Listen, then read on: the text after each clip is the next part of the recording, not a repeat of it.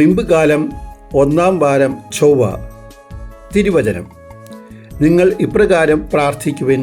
സ്വർഗസ്ഥനായ ഞങ്ങളുടെ പിതാവേ, അങ്ങേ നാമം പൂജിതമാകണമേ. അങ്ങേ രാജ്യം വരയണമേ.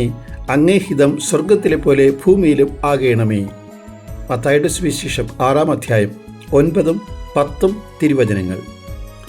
ഞായറാഴ്ചത്തെ ഫുട്ബോൾ പ്രാക്ടീസിന് ലേറ്റായി വന്ന കുട്ടിയോട് കോച്ച് കാര്യം തിരക്കിയപ്പോൾ അവൻ മറുപടി പറഞ്ഞു, കാറ്റഗിസം ക്ലാസ്സിന് പോകാതെ ഫുട്ബോൾ പ്രാക്ടീസിന് പോകണമെന്നൊരു തീരുമാനമെടുക്കുവാൻ പല പ്രാവശ്യം ടോസ് ഇടേണ്ടി വന്നു. അവസാനമാണ് കളിക്കാൻ പോകുവാനുള്ള ടോസ് വീണത്. ചുരുക്കത്തിൽ അവൻ്റെ ഇഷ്ടം ദൈവത്തിൻ്റെ ഇഷ്ടമാക്കി മാറ്റുവാൻ പല പ്രാവശ്യം അവന് ടോസ് ഇടേണ്ടി വന്നു എന്നാണ് അവൻ പറയുന്നത്.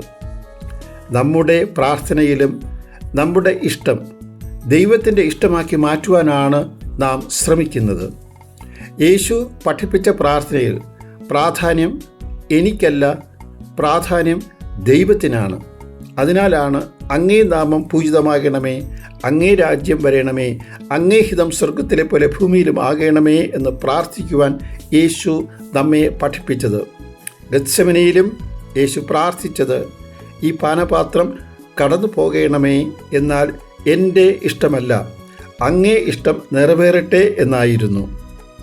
ജീവിതം മുഴുവനും എൻ്റെ ഇഷ്ടത്തിനല്ല, അവിടുത്തെ തിരുവിഷ്ടത്തിന് പൂർണ്ണമായി വിട്ടുകൊടുക്കുവാനുള്ള കൃപ ലഭിക്കുവാൻ നമുക്ക് പ്രാർത്ഥിക്കാം.